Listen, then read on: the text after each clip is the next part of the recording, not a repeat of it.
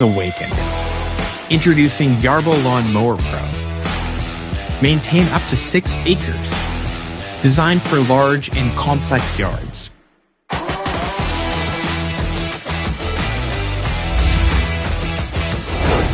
Engineered with mulching blades that conquer any mowing challenge.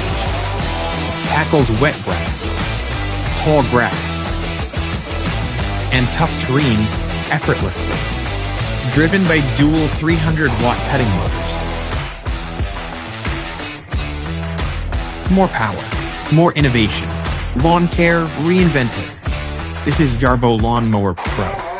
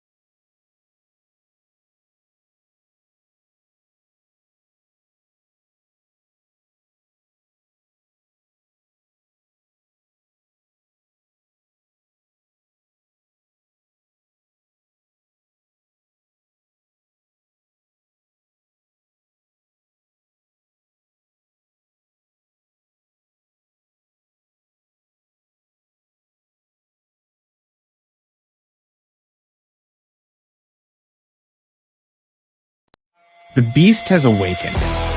Introducing Yarbo Lawn Mower Pro. Maintain up to 6 acres.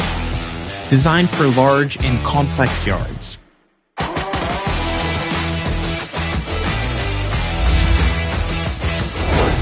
Engineered with mulching blades that conquer any mowing challenge. Tackles wet grass, tall grass, and tough terrain effortlessly. Driven by dual 300-watt cutting motors.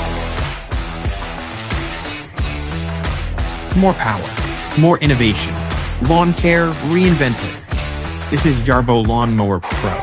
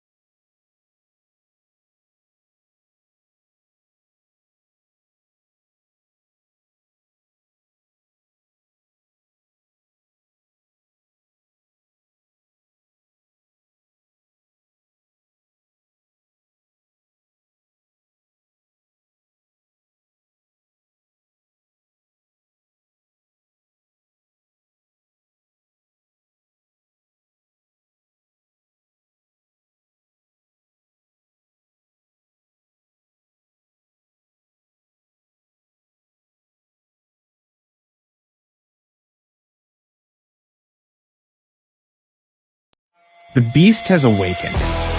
Introducing Yarbo Lawn Mower Pro. Maintain up to 6 acres. Designed for large and complex yards.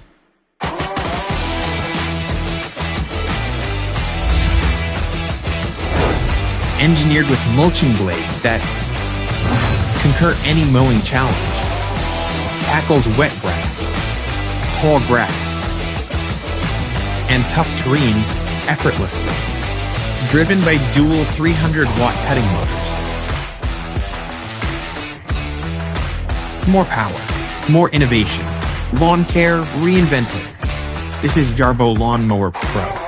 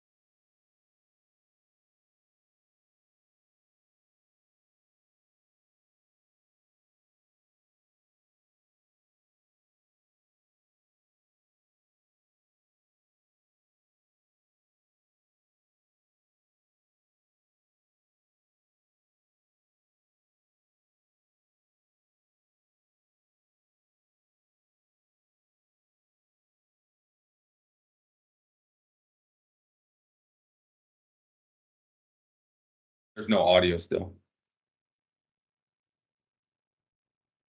You played with the trimmer at all, Ryan? Oh, I have not. I don't. I a little bit when we were in Grand Rapids. I got to look at it and stuff like that. I think Ken's been doing the majority of the heavy lifting on that. I haven't even seen one in the office here for a couple weeks. And there's probably one here somewhere. But we got like on the other side of me right now is like where the hey, is it working?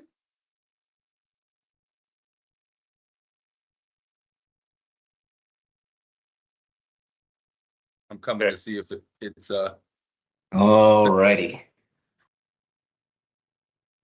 trying to see if I could hear on TikTok, but Yeah, sorry.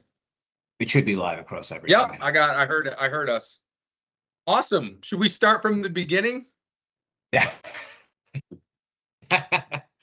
Kathy, Sure. we'll keep it up. I told the guys I'd speed this up though because I don't want to keep anybody past the time. If you are just joining us, we apologize for the audio problems. You can blame it on me. I'll take the blame for it. No, but yeah, welcome to the latest and greatest edition of the Yarbo Roundtable. I'm Ryan Salzweedl. I'm going to be hosting this. I work for Yarbo here. We have a real just jam-packed, awesome special roundtable today. We got a couple of our fantastic users. You guys know Scott Grams. He's been on the roundtable before. And then Mr. Ken Leonard, who you probably know better than me from the live streams because he's all over there answering questions, helping people out. And then we have one of our co-founders, Kenneth Coleman, who you guys all know Ken too. He's always there for the good launch parties and the, anytime there's something new and cool coming out from Yarbo, Ken's usually the one to come and break the news to you. So yeah, we apologize once again for the audio problems, but we're back and we're going to have a great roundtable today. So what we're going to do is we wanted to talk about the Lawn Mower Pro.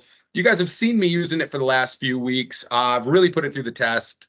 Put it through some tests that probably shouldn't have been put through, but it succeeded in everything I've tried to put it against right now. So I'm not going to stop trying to knock it out, but I don't think I can do it. The thing's just a beast. I remember after like 2 days, I texted the comp. I was like, this thing's a beast, So the Lawn Mower Pro. So we're going to talk about that today.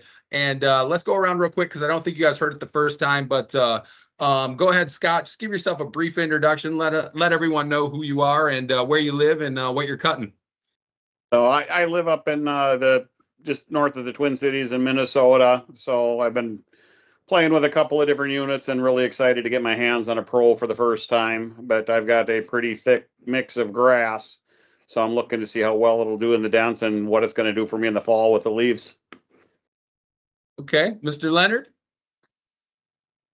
Yeah, just a brief background on me for people who don't know me is I was in high tech for many decades, including 2 startups. And some of the things that I enjoyed doing as part of my work was kind of organizing the teams and writing documentation and trying to be the voice of the customer.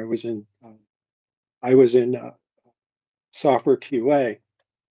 I retired about 5 years ago, and along comes Yarbo. So it's an interesting to me technically. It's extremely interesting. It's very complex. And then I found the communities and I started hopping in there, contributing there, and it kind of echoes what I was doing during my career. So I kind of followed along with that. And I started in Yarbo with the snowblower, had a blast with that over the winter, and I'm continuing with the mower now. And you can see my background there, it mowed my front lawn, and it's kind of got the day off today, but it'll be back out doing that lawn again tomorrow. Yeah, and I personally have to thank you because I was new to this as we started out, and you have taught me as much as anything else when you were doing the live streams, just from your technical background, like not things necessarily about the Yarbo, but things about the motor or well, like what kind of motor, like like any sound something's making or anything like that. You're good at that. Like, oh, that's this is the reason this is going. This is the reason this is happening. So it's like, so yeah, personally for me, thank you for just participating in the live streams and giving me the free education. Unless you're sending a bill or anything like that, don't do that. But yeah, it's been a pleasure getting to know you on the live streams, and you helped me out tremendously, so I appreciate that. And then, yeah, Mr. Kenneth Coleman, I guess we could get started. You have, we saw you in Germany. Nice suit. You look good. Like everything looked good. Yeah. I was laughing because there was this one point in Germany, I think they were doing like giveaways or something like that. And you looked at one of the, I don't know if it was intentionally, but I think it was like the third maybe Yarbo somebody was giving away. And I think you looked over at him like, what? We're giving away another? Like, I was like laughing. I was like, going, yeah, hey, that was news to me. I mean, I love when we give things away. I was just surprised at the quantity we were giving away. But yeah, I know.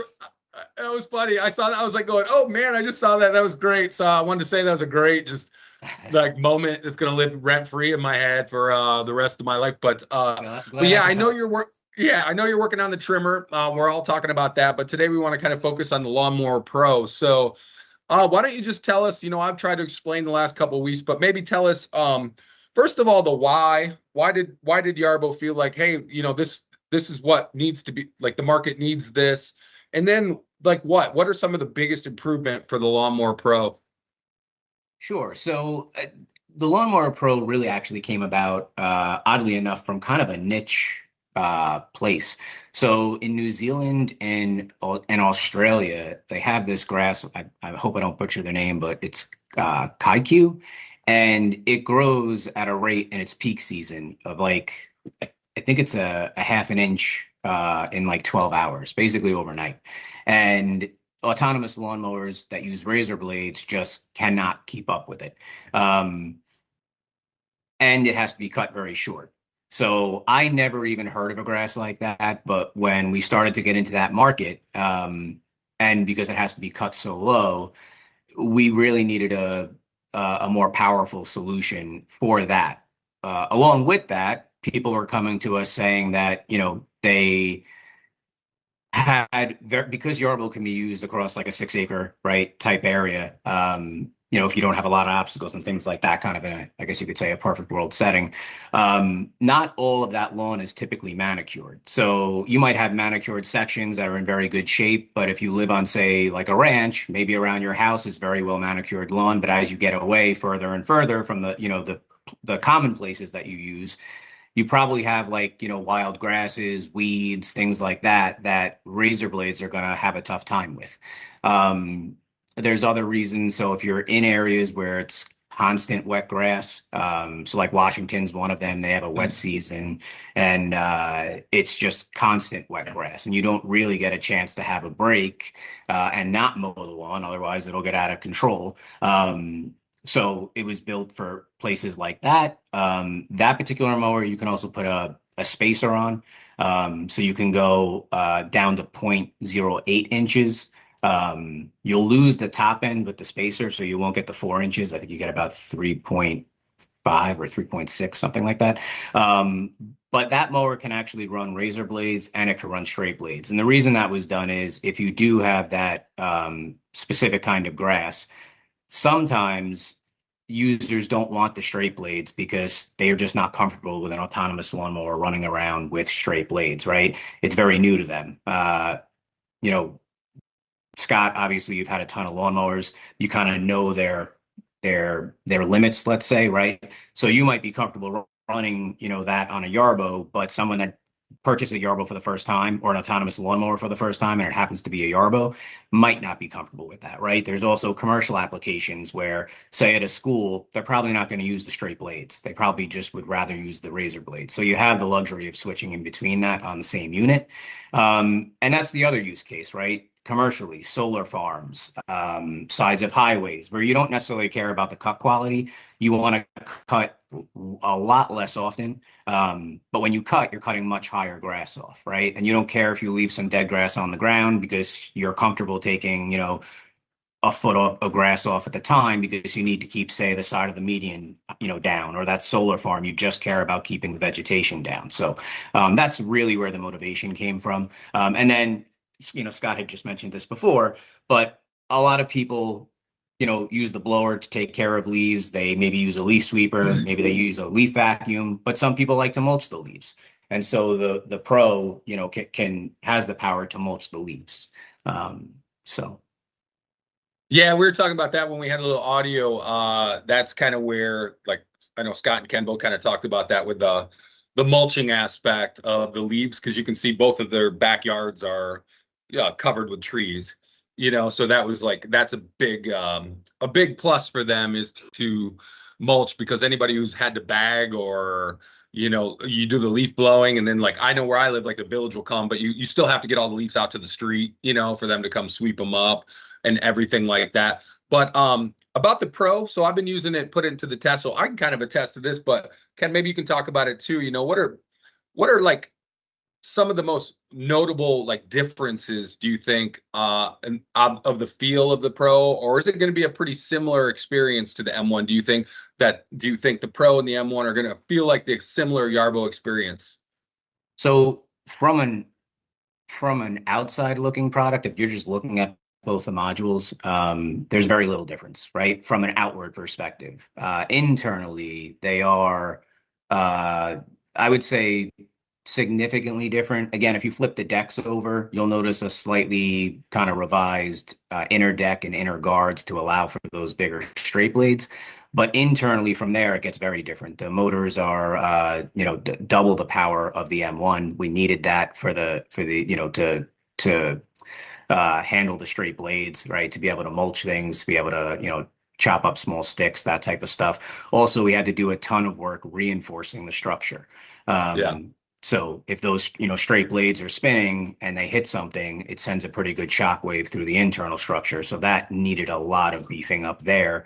So that was redone also. And then obviously the way they attach was redone, because there's only one bolt that keeps those straight blades on. And because you have the luxury of switching between the traditional autonomous lawnmower, right, discs with the little razor blades, or switching to the straight blades, that had to be changed as well. Yeah, I definitely noticed when you flip them over, just the amount of space underneath is opened up a little bit, as far as like, but you're still getting a 20-inch cut.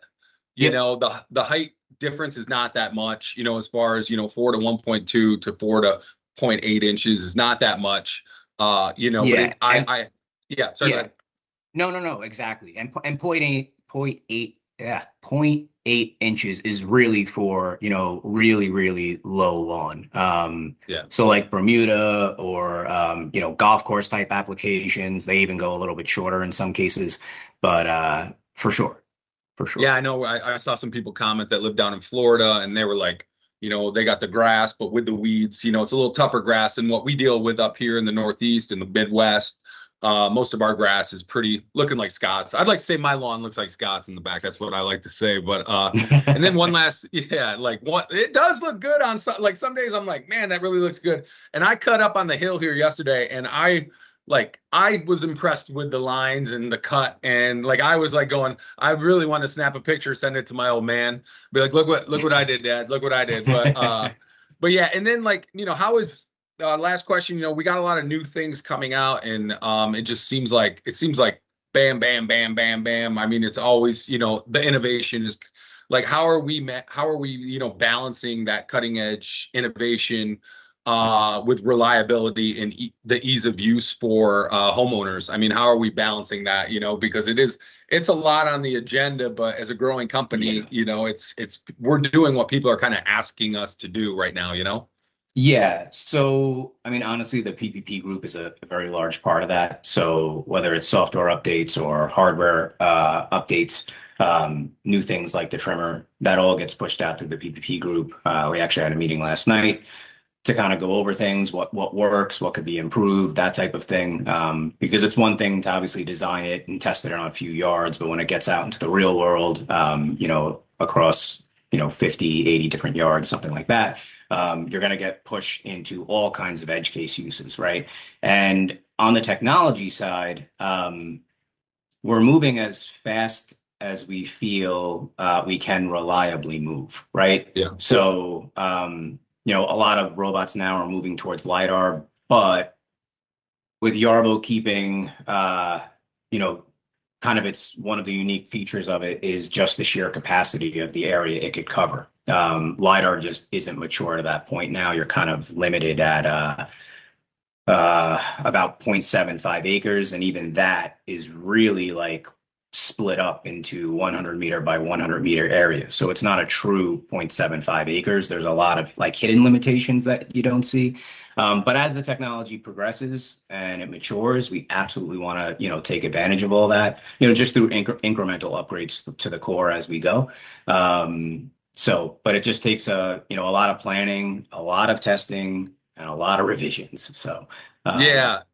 And it does seem to me, I mean, all this technology is moving so fast. And I like to remind people too, we're at like an infancy of this right now. When you're watching the live streams, this is, it's just going to skyrocket from here. So you're starting out at, I'm saying, you're watching, like some people, it's weird, like a lot, like the comments that I get on some of the lives where I'm just like going, this technology wasn't even here, like just till recently, I know in the last, this is new, this is all new, this is cutting edge technology. And I just believe that we're in the infancy of this, and the sky is really the limit with this kind of technology and what can be done, as far as not only just yard care, but, a lot of household different, I like to think, I try to say that too when I'm talking with people on these lives, that Yarbo is it's a multifunctional yard tool. I've seen some of the ones that come back to the shop and they've been working on farms. People have been beating these things up. And I'm like, this is not, if you just want like a little city mini lawnmower or something like that, by all means. But I'm like, Yarbo's a multifunctional yard tool, and it's just really a trendsetter. And honestly, there's nothing like it on the market. So that's what I just try to tell people. And sorry.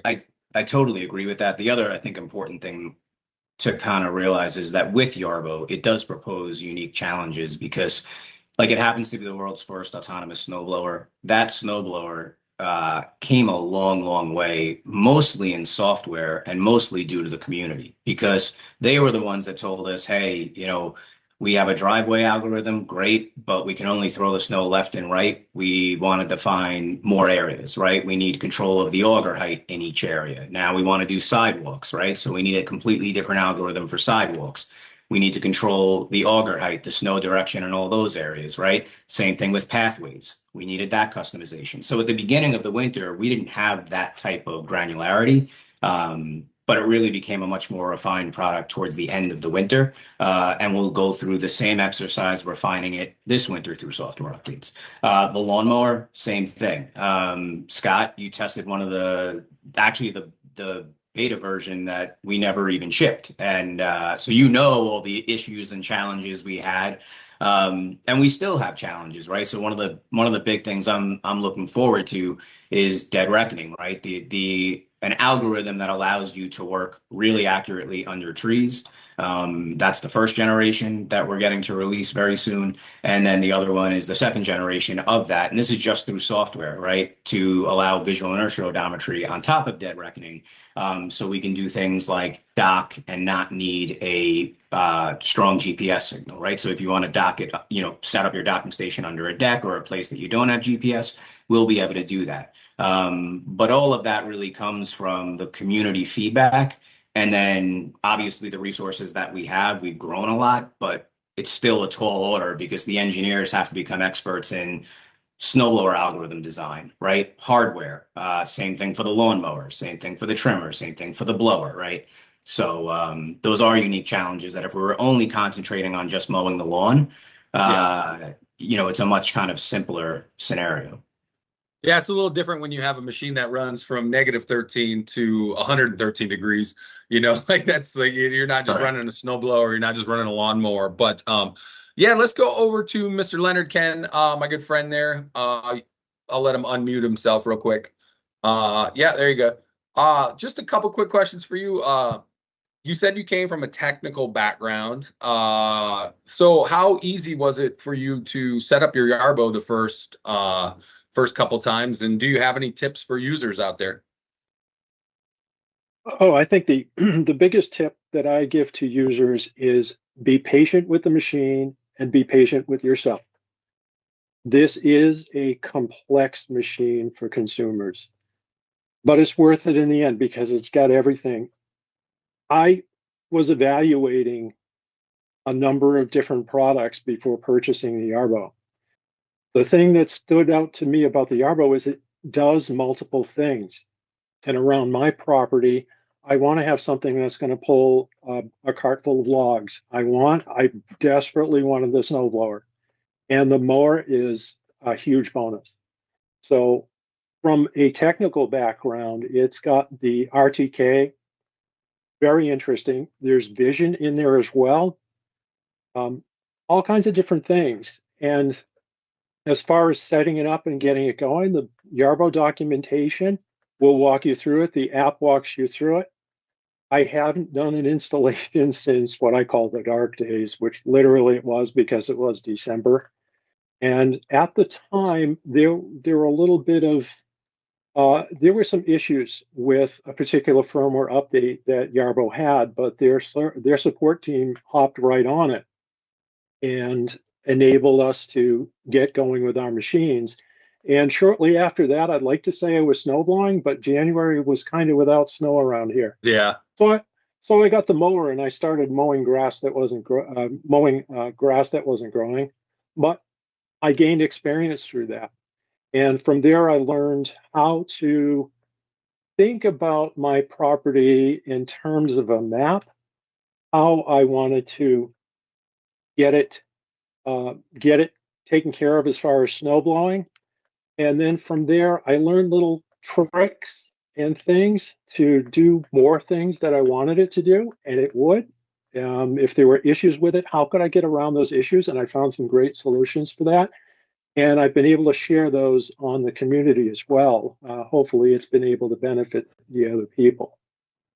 When did Yarbo first just appear in your peripheral? When did you find out about Yarbo? And had you been like researching a lot of these autonomous yard lawnmowers and stuff for a long time, or snowblowers and yard, or is it just something recently that popped up?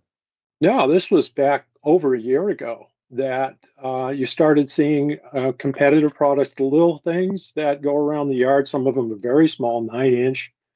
And I'm looking at a little more than an acre. It was like 9-inch? No, I don't think so. And there were some other ones that looked interesting, and they had a lot of capabilities, getting positive reviews and so forth. And then I would happen to I fell on the Yarbo live stream back, I think it was May of last year. And I'm like, what is this? It's autonomous and it's doing snow blowing. Excuse me, you have my attention now. And at that point, that's it. I pretty much that night, I just ordered one. It was fantastic. Was it like the first snowfall? Is that when you were like going, okay, this is worth it. This is definitely worth it. Let's get her going. Let's get her going. And I think, I had it going. Obviously, I had to remap several times because you're never happy with the map that you do the first time. And that's fine. Everybody does it.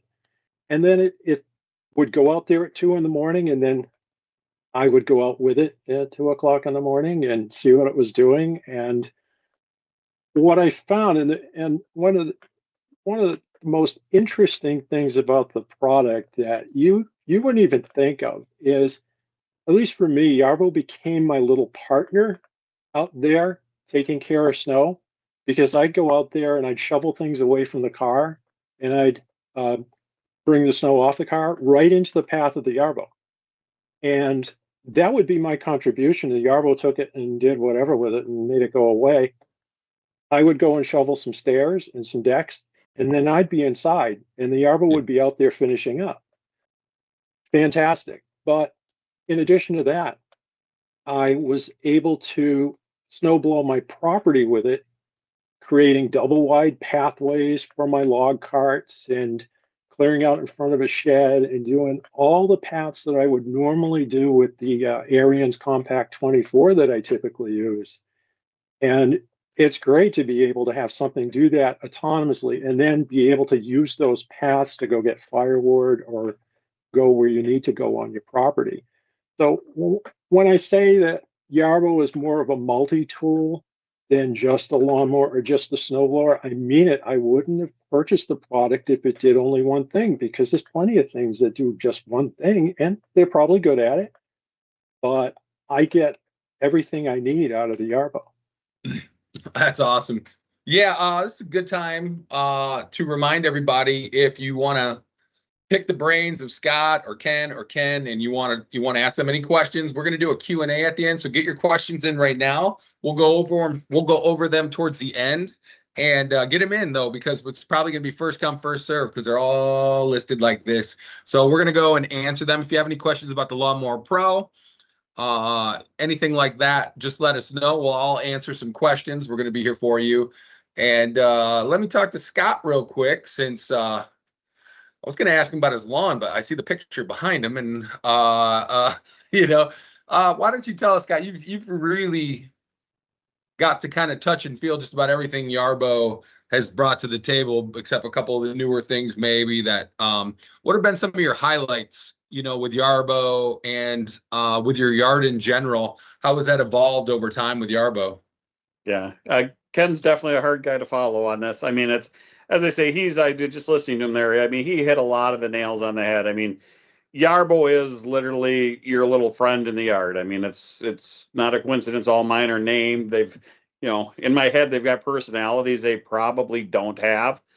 But yeah, it's just all the little things that it does that, you don't think about. I mean, my yard has definitely improved in quality since I've had it. I mean, now instead of, spending 3-4 days cutting grass, I can actually have Yarbo out doing there. And, the multi-cutting, the Pro's got its benefits, but the little discs and the micro cutting, I mean, that just literally feeds the lawn consistently. Them little chips break down in no time and actually go back as nutrients instead of bagging them or hauling them off. So, I mean, a good part of my lawn, I mean, I've been able to cut back on my fertilizer and other stuff just because the micro cut is breaking down so fast, it's actually feeding the lawn.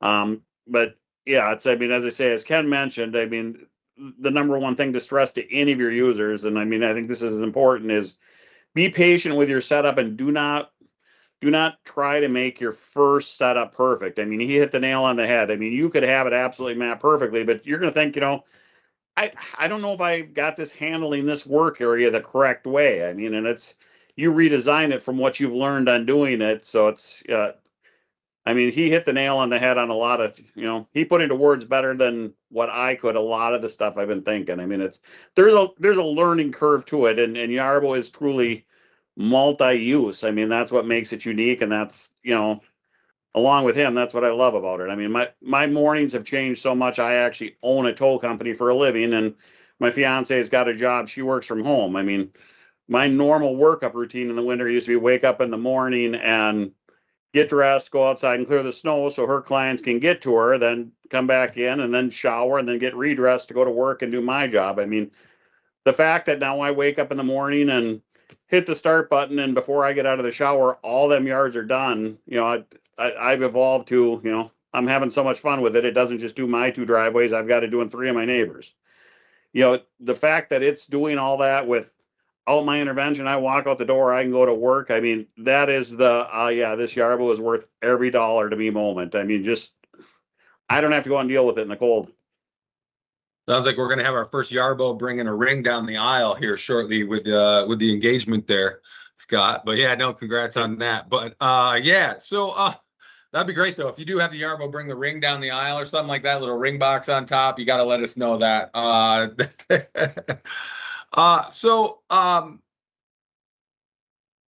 Was there because when you first started, obviously, you just kind of hit the nail on the head of everything I was going to ask you about like that. Wait, are you charging your neighbors to do their driveway, or are you just doing it out of the kindness of your own heart? Because I live in a senior community, so there's a couple of my neighbors that just flat out can't do it. So I mean, I find the satisfaction, and I mean, they're paying me. When I started living there, I was $1.60, and now I'm $2.30. Grandma Joe's commodity is baked goods, and they're too hard to say no to. I mean, it's thank you, here, have a plate of brownies. I'm like, well, I thank you, my waistline doesn't, but yeah. As I say, if you're watching in the Chicagoland area and you want to pay me in cookies to come bring the Yarbo over, by all means, I might do the same thing. So I'm kind of a sucker for some nice chocolate chip cookies or stuff like that. But yeah, no, that's awesome. You got me thinking, because I really didn't feel comfortable. It's not that I felt uncomfortable, but I really didn't feel comfortable now. I mean, So I started with Yarbo back in January. Obviously, I was using the snow blower and the snow plow, and then started kind of mowing around sometime in April, really. I mean, we were doing some mowing out here, but I don't look at that as real mowing. I didn't know all the features. I was still learning everything, as far as the app goes. They were kind of setting some stuff up for me. And then when I first started, it was kind of like, it was somebody running the show and then two of us on the live stream. So, but now it's me running the show and me doing a live stream. So now it's important that I like take the time to learn how to map things out and to create the pathways. And it just makes my life easier. And I think Yarbo users will be able to see that in their own when they get the app and when they start mapping it out, how much easier you can make your life, by just creating nice, taking your time with the maps, trial and error. Trust me, you're going to have a lot of different ones, but then creating the right pathways, the pathways back to your docking station, the pathway maybe between different areas that you use, taking the time to put a little love into your maps. I've learned that now recently where I'm mapping everything around the office or even, at my home, different sections and things like that. So it's all about taking time and it's kind of fun because you're the one, you're setting up this house almost like for the Yarbo to work inside. You're setting up a playground for it to have some fun. So you might as well take that time because that's the time you and the Yarbo are really going to be working together doing something. So it just reminded me. Now, are you using, like, Sky, see all those trees? Have you individually put the no-go zones? Or are you setting up where the Yarbo is, doing a bypass or anything like that? Have you set up all no-go zones around all your stuff? It's a use case scenario. So I do not, prior to my trimmer testing, I had very few no-go zones. Yeah. I let Yarbo find its way, but with the current version of the test firmware, you need the no-go zone defined so Yarbo knows to trim around it. Learned last night there's a lot of exciting advancements coming in the next firmware upgrade that I'm excited to get my hands on and try. But I would say probably, I got 86 oaks total, so that would be a lot of no-go zones. So I just kind of it's give and take. Some I do and some I don't. It's depending on how close they are in proximity, where they are, and what I'm trying to achieve with each setup. Yeah, Ken saw me. I made a crucial error the other day when I was doing a live. I had mapped everything out before I went live, and I decided to set it up to the the touch sensitivity on there when it's going around things, and which I probably should have done with a Prototype Pro anyways. Like I shouldn't be bumping this into things, but and then I didn't realize on the back of the tree had literally down by the roots down there had a branch that was coming off like right here. So when it tried to move around, it was like feeling it out, and then it got kind of came around the back.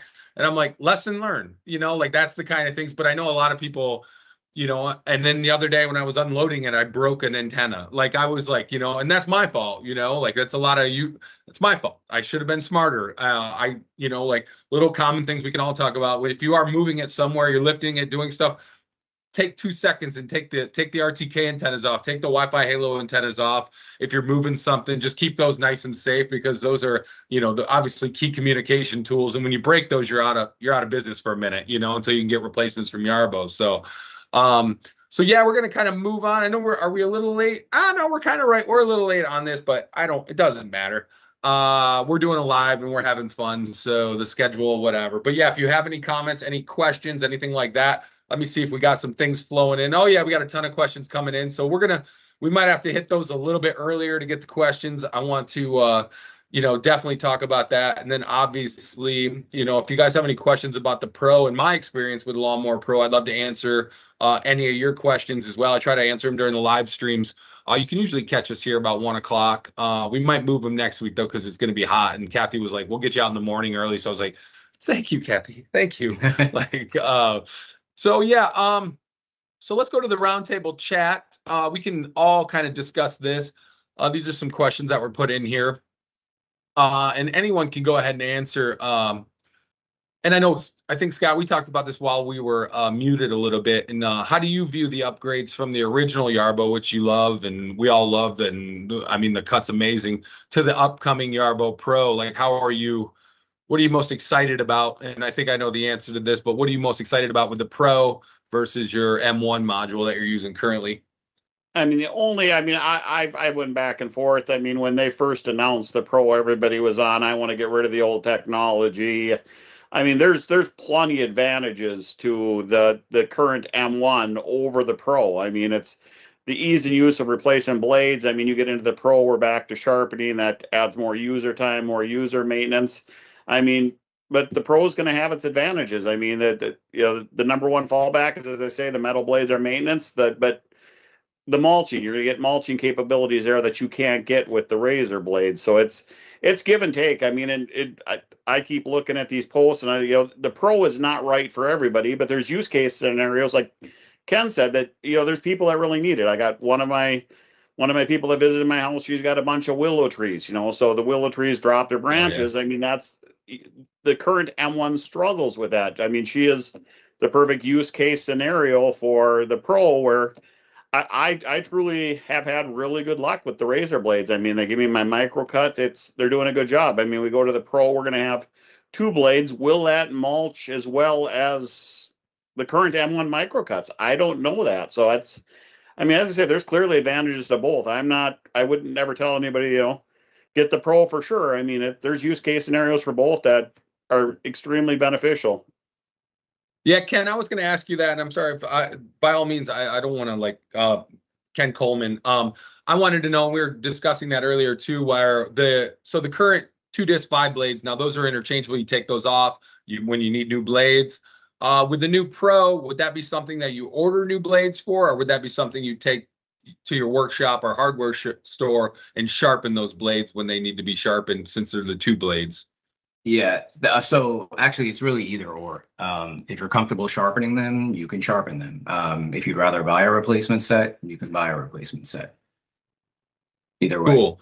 Yeah, there's and it's the same thing with any like traditional lawnmower, right? Not autonomous. Some people will buy a replacement blade, some people will sharpen their blades. Yeah, I know. I definitely, I have an old mower in my garage, and I know that thing wasn't sharpened ever. So I was wondering that about the Pro as well. So that answers my question. Thanks, man. I appreciate that. I didn't want you to have to give out any inside baseball or anything, but I was like, no. Because honestly, ironically enough, like Scott, you sharpen your blades. Yep. That was something my father never showed me. He showed me how to replace the blade, so I would replace the blade. But yeah. Yeah, I had a guy, one of my good buddies that I don't know if it was like this is how us guys bond anyways. It was kind of funny. It just like our kids were in the same class, and he's like, hey, and our wives were friends, and we'd hung out a couple times, but I think he really wanted to get to know me. And he was like, hey, I got this knife sharpening kit. You want me to bring it over? And we literally sat and watched football, and he sharpened all my knives with his new like fancy knife sharpening kit. I was like, yeah, it was almost like stepbrothers. I was like, did we just become best friends? Like, we're just sitting here sharpening knife. But that tells you how simple creatures us guys are. We're just like, give me football here. We're sharpening knives, and then we're gonna go eat something. This is the day. So, this is true. Let me see. So Ken, maybe you could talk, Mr. Leonard. Sorry, you can talk about this. Are there any like additional functionalities that since you are a tech guy, really smart tech guy, are there any like functionalities you'd like to see Yarbo like implement in future models, just to make your yard care easier? Or, I'm going to let you answer. You got to give me enough seconds to go grab a real drink of water, a bottle of water. So the pressure's on you, Ken. Just answer it real quick. I'll be right back. I'm going to run to the fridge and come right back. Things I'd like to see added to it. Oh boy, I think editing no-go zones, that would be very useful, and also being able to test no-go zones. These are features that have appeared in the forum as well. I've got another feature request in there for what I call a dead-end area, where you could mow a pocket next to something like a pool with a bunch of dead ends. They basically go in and they come back. They do not turn. They just go in straight, come back. I think that would be useful for a lot of real unique use cases. I know I'd use them. I'm trying to think of what else is on there. I think a big push that I'm seeing a little more recently on the on the forum has been for home automation integration. I know that that's been thought of. I think there were some plans on there. I'm not sure how far along that has gone. I'm not somebody who really uses that myself at this point, just a little bit, but it's requested out there as well. I would love to see the sidewalks that are on the snowblower come to the mower, and it's my understanding they are, which is fantastic. Those are very useful things. A lot of people ask for, I want a one-way pathway that I can put in a work plan. So it will do a path through my trees and come out the other side and then continue mowing over there. And that is a use case for a sidewalk with the snowblower. It does that. So it's not a lot of big things that need change. I think it's more of, okay, we've got a great base here. There's little tweaks that we can add as people need things and they tell us about it on the forum that we can add to this, just little tweaks, and it will make the product that much more better. So there's not huge things, just a little thing.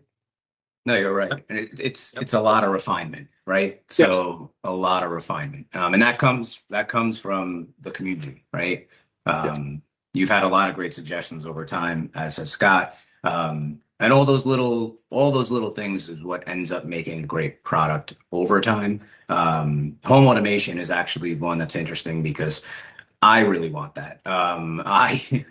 I run Home Assistant. I know a lot of the community is very technical oriented. In addition to working with Google Home and Apple HomeKit and Amazon as well. And we will get there. We are absolutely not losing sight of it. It's just in the priority.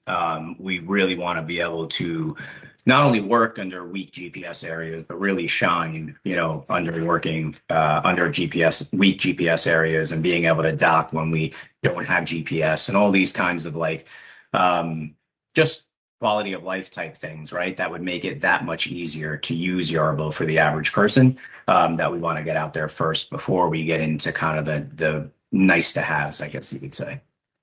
Yeah, I think the enhancement to being able to navigate and continue on in weak GPS areas, I think would be a pretty huge thing. And I know that the vision is going to be integrated with that, and it is coming. You guys are working on it. You've said that in the past. Really looking forward to that. And also tow mode too. Always looking for that with my lawn sweeper and aerator and the other things too. That's going to be a pretty good feature when it comes up. Yeah, and Dead Reckoning and tow mode are actually really close together. So tow mode is essentially ready. We actually had to put it on hold because just like the trimmer firmware is being tested separately, Dead Reckoning is being tested separately. We didn't want to try and merge, and now really 100%, not 100%, but I would say 80% of the focus is all on Dead Reckoning and getting the unit to work well under tree cover and things like that. That as soon as we nail that down, we can release tow mode, but we don't want to do all these code merges and then kind of have a more complicated situation and say, well, was it tow mode and the tow mode code that enabled that, or that caused that, or was it the Dead Reckoning? So if we change too many things, it gets really, really complicated to properly debug. So. Yeah, with every solution, usually comes like a fun surprise, or but that's just with technology. It is. We're like fun, but yeah. You're like going, well, okay, this is great, but then we just went and it's like we just went and erased something we had in there, But it's I mean, I always tell people like things like I've had a couple lives where I've lost GPS or and it literally like there was a couple. I mean, like the other day I did a live on Sunday. I was from my house, and I know there's a spot in my yard where I get a weak signal at times. Not always. It's usually just once. And then I have to just move the Yarbo or go forward, backwards, try to just wait till a signal hits it. And then, but it'll update your app. It tells me, I know what's going on. And then boom, it went right back out, So it's like, with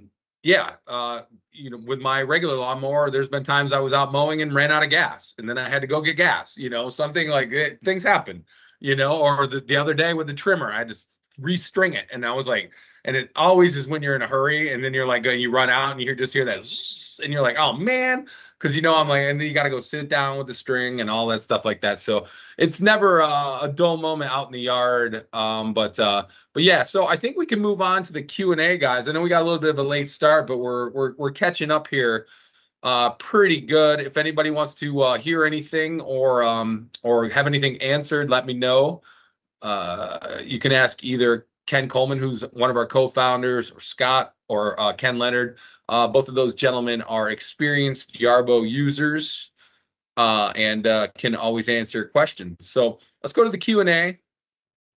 I know a lot of these are going to be for Mr. Coleman here, but let's start question one. I'm going to try.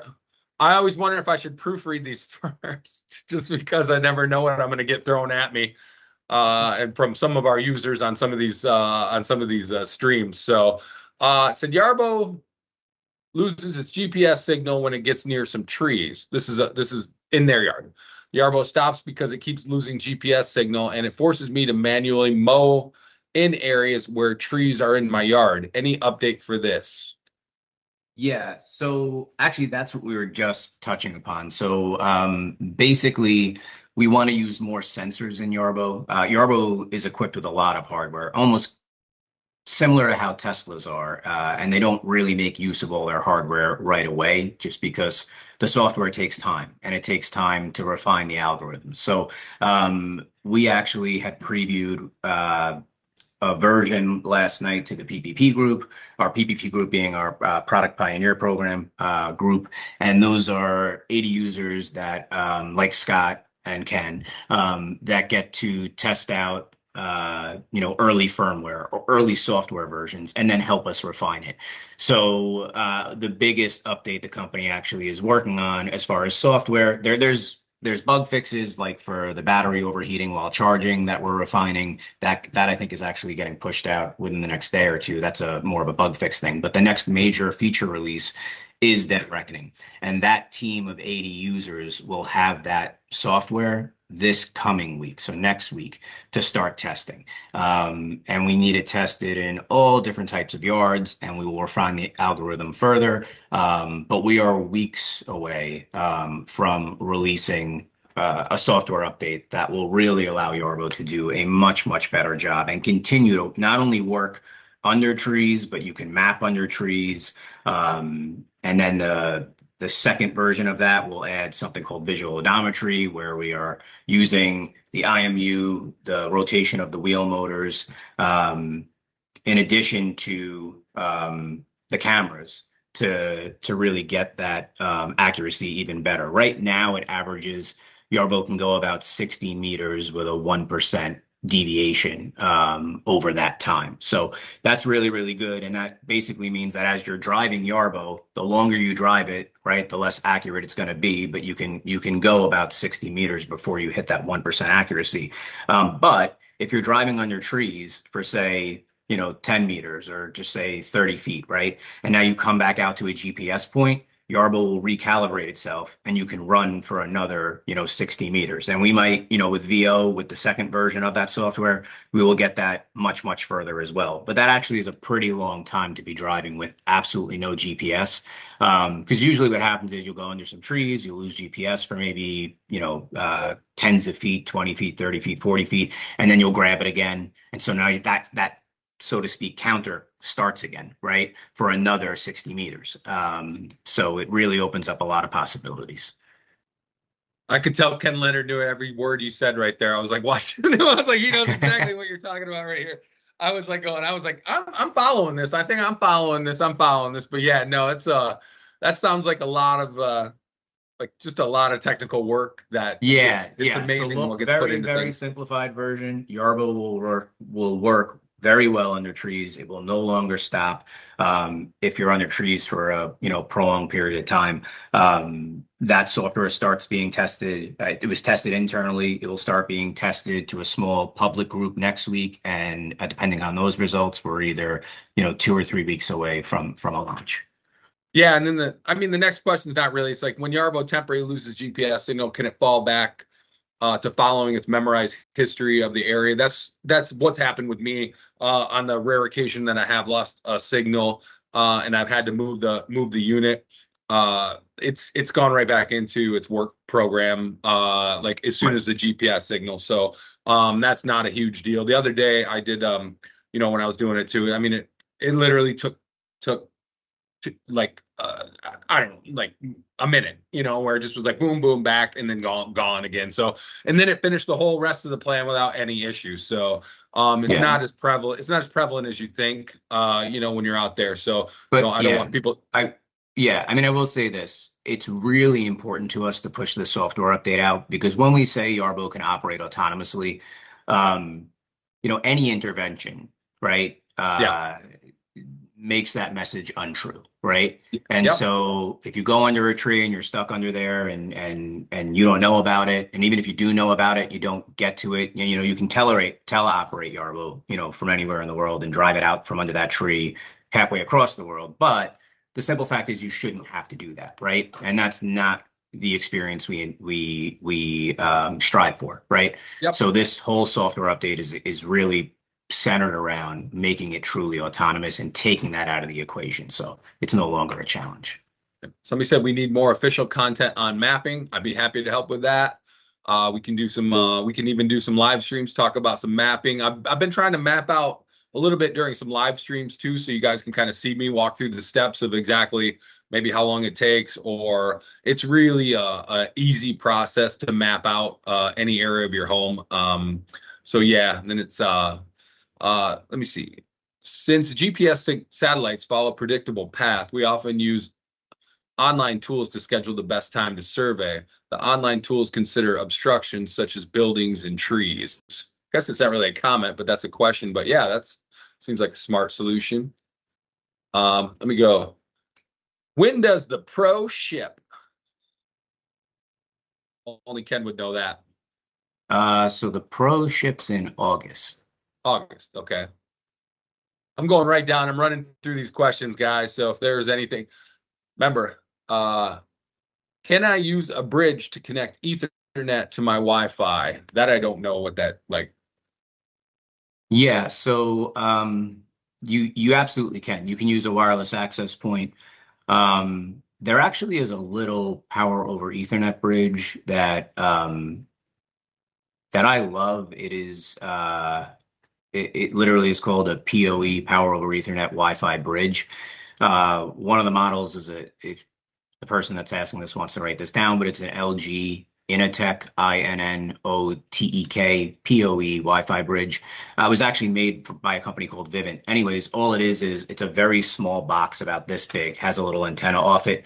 You plug that into your wall. There's an Ethernet cord that you plug into it right from the data center, and that you connect this little box to your Wi-Fi, and that automatically gives you basically a wireless or the ability for the data center to connect to your home over Wi-Fi. And so what I do is, like in my house, I didn't want to drill a hole through the wall, right? So I just put this outside. I put it in a little waterproof outlet box, and that's what I use. So it's about, I think it's $15 or $20 for that, you know, that particular unit. But yes, you can, or you can use any other, you know, wireless access point. If you're going to put it outdoors, put it in a waterproof box or make sure that it's rated for outdoors, obviously. But yeah. Yeah, this is a good question for Scott and Ken Leonard. And I've noticed this in a couple different things too, and I know some users that when mowing map handling, will it respect the stripes? The current algorithm allows it to cut across brush grass. How have you guys tried to remedy that? Or I know I usually try to do cuts around the perimeter first, and it seems to then you know, go back. But I mean, what do you guys do best to mitigate that you know, the Yarbo cutting across your stripes or anything, your lines? Next question. That's the way the algorithm is. Unfortunately, I have been, especially for the no-go zones, it likes to go right across your lawn to that. Yarbo has that on their list to deal with. It's frequently asked. One of the things I was kind of toying with doing was pulling the Yarbo off from, if at the end of a mow, get it to follow the border using what I've been calling stubby dead ends, but I haven't even tried it yet. These little things just kind of hit me in the head. Gee, I wonder if I could do something with, by doing a little trick like that. If I could just rewind a little bit to the GPS issues that customers are asking about. If you notice over my shoulder is Yarbo near my spruce trees. Those have been nasty. And what I did around there was I took the area that I was mowing around the spruce trees, which was narrow, and I expanded it to a driveway next to it and up to where the Yarbo is in the picture now. And what that allowed it to do was go into good GPS, get messed up in the spruces, and then hit GPS again on the other side. So Yarbo is always getting its GPS refreshed. And the way I did that was by remapping what I was doing. So now it's mapping now it's mowing a larger area, but it's getting into the good GPS, getting in a little bit of a struggle, and getting into the good GPS again. And the amount of times I've had to go and use smart vision to move the mower into good GPS and then back and restart and resume the work plan, the number of those incidences has gone down. So that may be a suggestion for the customers out there who are asking about poor GPS areas, is perhaps a little bit of remapping to get the rover into good GPS may help you with that. So, and Yeah, then that's a good, yes. Sorry, go ahead, Scott. Go ahead. Yeah, then touching on the lines across your path, as Ken says, that's one of the issues. Couple of tricks is you can have it do your perimeter and no-go zones first, trimming around them. That way it'll lay your lines on top of it, and that is part of the reason I don't do no-go zones. It's more apt to go around the tree instead of turn around and then have an area it's got to come back and get. Yep. Yeah. Yeah. Also, yeah. Sorry, go ahead, Ken. Did you want to chime in? No, that's okay. So yeah, I mean, a big thing there is to mow along the no-go zones first, right? Because otherwise you're going to do the whole area and then it's going to go back and it's going to make all these crazy paths, right? To go around every single no-go zone you have, and then again go back to the docking station. So it's going to look like this, these nice stripes like Scott has behind his yard, and then a ton of zigzags all over the place, right? So that feedback came from users, right? So we made the option to mow no-go zones first before you start mowing your main area. The other thing is we are doing work, and we actually made a lot of progress towards this, but again, we ended up just temporarily putting it on hold, putting it on the back burner to get the working under low GPS situations improved, was the ability to go back following the border, following the boundary. And that seems like a simple idea in theory, but we don't necessarily also want to follow the border back the same exact way every time. So what we are working on is having like different lanes, so to speak, away from the boundary. So maybe one time it's 4 inches away, the next time it's, 6 inches away, that type of thing, and going clockwise one way, then going counterclockwise the other way, because we don't want to create the real reason for that too is to make sure that Yarbo's not creating ruts in the grass, right? Which is something that a lot of autonomous lawnmowers can struggle with if they continue to follow the same exact path to different waypoints. So that definitely is on our list. It just got pushed back a little bit in the roadmap because of the GPS improvements. So. Yeah, I totally forgot. This is all good information. I totally forgot while we're here. The M1 that we talk about, our standard Yarbo lawnmower, is you can still find it on Amazon right now for $500 off. I wanted to let everybody know. Usually I'm pitching and talking at the same time and telling you about our deals, but conversation's been so good, I haven't been able to do that. And then the Lawnmower Pro is still available at yarbo.com for pre-ordering right now. So that's $550 off the core and the Pro. Then I think up to like $650 off for the core, the Pro, and the trimmer. So one of those bundle packages. So on Amazon though, if you do want the original lawnmower, that's what Scott's cutting his grass with right there. That's what Ken's cutting his grass with right there. That is $500 off on Amazon. And free delivery July 28th through the 29th. so you can be up and mowing. What is that, next week? The week after? I don't even know where we're at anymore in July, guys. But we're gonna be in fall. I'm gonna have that leaf blower on pretty soon, and I'm gonna be like praying that it was still warm out. And I was like, I'm gonna be out in the snow blower and the leaf blower and all that fun stuff like that. And I know Ken K, when you talked about when we launched this too, and people were asking about the battery life run time, and it's pretty much the same between the M1 and the M Pro, right? It is depending on the use case, though. So Yeah. if you are mowing frequently, then there's not much noticeable difference in battery life, right? If you're still going out frequently and mowing, say that taking off the same amount of grass, essentially micro mulching, right? But if you are, cutting down 6 inches or a foot of grass at a time, obviously that's going to use more battery life. No different than any other device, right? So, and Yeah. no different than the current lawnmower, right? So if we say 6 acres cutting 3 times a week, but now you knock that down to cutting once a week, obviously you're going to have, less battery life. So.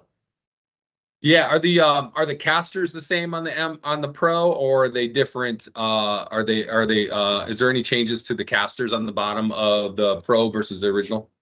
You know what? I don't know. What I can tell you is this. We constantly make small adjustments on the production line to all of the modules. So, including the core. So the core used to have these two, just an example, these two tiny, tiny screws that you had to kind of wrestle with and put in when you were adjusting a high antenna versus a low antenna, right? The winter antenna versus the summer antenna, right? One was tall, one was short. A lot of people said to us, "Hey, it's so hard to handle those tiny little screws with our fingers. Why do we even need them?" And we do need them, but we ended up retooling and redesigning the antenna mount. And so in later production runs, that design is worked in there. There are many subtle design changes within Yarbo from things we've learned with having more and more Yarbos out in the field that are worked, into the design all the time. On the Pro, I know it's still using the same style of wheels. Are they seal bearings? Are they not? I can't answer that offhand, but we can get with the product team to definitely figure that out. As somebody was asking, is there any brainstorming on the future of AI in Yarbo? There is always brainstorming on the future of not just AI, but different modules for sure. Honestly, obviously different hardware, sensors, that type of stuff, incremental changes, that type of thing for sure. But I mean, we're always trying to think, where we're going to be in 5 years from now. Yeah. And it's really just a matter of how fast will the technology let us get there, right? And how can we maximize the current core for the longest period of time, right? So that's why, like, if you take another really popular autonomous lawnmower that just came out that uses LiDAR, that unit, again, has a lot of limitations in what it can actually map, but the processor is like a quarter of the power of the processor that we're using. Same thing with the memory, same thing with the GPU, the VPU. So we really tried to stuff a ton of brains into Yarbo, and we really are making use of most of it now because we have Dead Reckoning, we have an obstacle avoidance algorithm that has to run, we have path planning that has to run, and all these things have to run simultaneously. So yeah. Yeah, there's a lot of I'm not going to keep you guys too much longer. I know we're only scheduled to go till 2:30, and everyone has things to do, so I don't want to keep going too long. Maybe you can help. I got this. I wanted to talk about this briefly. I think they wanted me to touch on the referral program, which I'm not 100% familiar with. This is the first time I've seen it, but I know you guys, Scott and Ken, we are trying to get out there with the referral. So once our users out there, once your friend signs up, they'll receive like a $50 coupon for their user center. The coupon's stackable with other discounts and valid for like 30 days. And then as Yarbo users out there, when you're in that program, once your friends make their purchases, you can automatically earn 30,000 points, which can be redeemed on accessories, merchandise, coupons, fun little mini Yarbos like this little mini snowblower like this right here. And then one of the little interns out here asked me, it's his last day. He's like, do I get to take one of these home on my last day? I was like, do you think I make those decisions around here? No, absolutely not. But yeah, it was pretty funny. I was like, absolutely not. But so yeah, the referral program, so we're shifting away to more of the referral program, for users, so you guys can earn points, your friends can save money, and so wanted Yarbo users out there to know about the referral program. Those were the notes on that, and then one final question. Let me see. I'm gonna pick a good one here. One final question. Before you bring up that final one, I just want to bring Yeah. up someone's question because I saw it You got early one? on. Okay. But it was when will we be able to edit the maps and not have to remap everything, I guess, to redraw a boundary. I almost And- asked you that. Yeah, so that functionality is here now. When you're in the app, I don't know if you can see this, but I'll just bring up a main area, right? So you can click edit, and then it asks you what type of edit you want to do. So this is if you want to split a section in half. This is if you want to expand an entire area. And this is if you want to do a complex edit. And a complex edit would be like redoing a boundary on one side, expanding it, cutting it short, something like that. So that functionality is there. But to get to it, you're going to go into edit map on the top right. And then you're going to click onto your area. And then you're going to click edit. So not in the area settings, but in the edit button of the area. And you can do that now. Yeah, don't get Mr. Leonard started. His maps are pretty worldly there. His maps are yeah, we always joke about that during the live stream. I'm like, these are incredible. And then here's mine looking like I did it with an Etch-a-Sketch. Like I was like going, it's all crude, but I'm learning. I'm new to this too. So I'm kind of trying. I'm on this train just like everybody else. And I don't know. This is kind of I never really thought about this. I just do it from ease of steering, which for some reason I steer better one way with the Yarbo than I do the other. But is there a preferred way of travel, clockwise or counterclockwise when mapping? That actually gets discussed a lot in the forum. The left antenna, as you're standing on the back of it, it's dominant antenna. So you want to try to keep that away from any potential GPS issues. So typically, in most cases, counterclockwise for mapping, and we switch that going clockwise for round no-go zones. Correct. There you go. There's that, and that's how the mower mows as well. So if you're mapping the way it mows, it's going to perform better.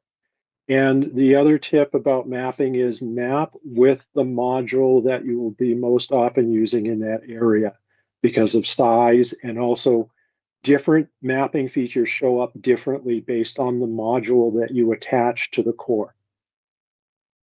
Yeah, and I was, and yeah, so I'm learning all this, and you guys have been teaching me incredible.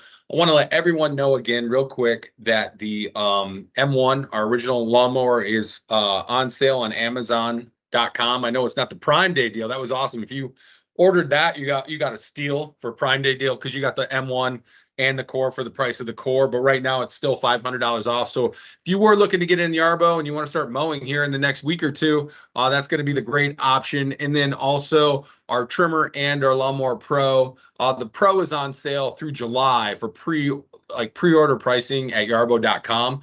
Once July is done, though, it's going to kick back up to sticker price for now. So if you want to get on that, anybody who got in on the early bird, congrats to one to thank you. It's been kind of a whirlwind the last couple of weeks as we've had the Pro out, doing a lot of testing, all that. It's just, I can't believe it's what was that 2.5 weeks ago? Ken was in Germany and we were just launching it. And so now it's a reality. It's in our hands, and we're going to start shipping it out here shortly to you folks. So wanted to thank everyone.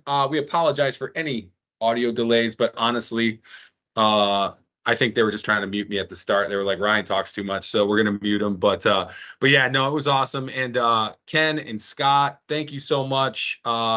we're learning a lot from you guys, and I appreciate you following us, and I appreciate, you guys checking out the live streams and then testing out product for us. So you guys, thanks for coming in. I really appreciate it.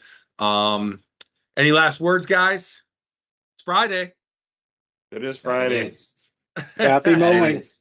We don't have to mow this weekend. Like we can true. do something else. We can go have a good time. But and also Mr. Kenneth Coleman, one of our co-founders. Thanks as always.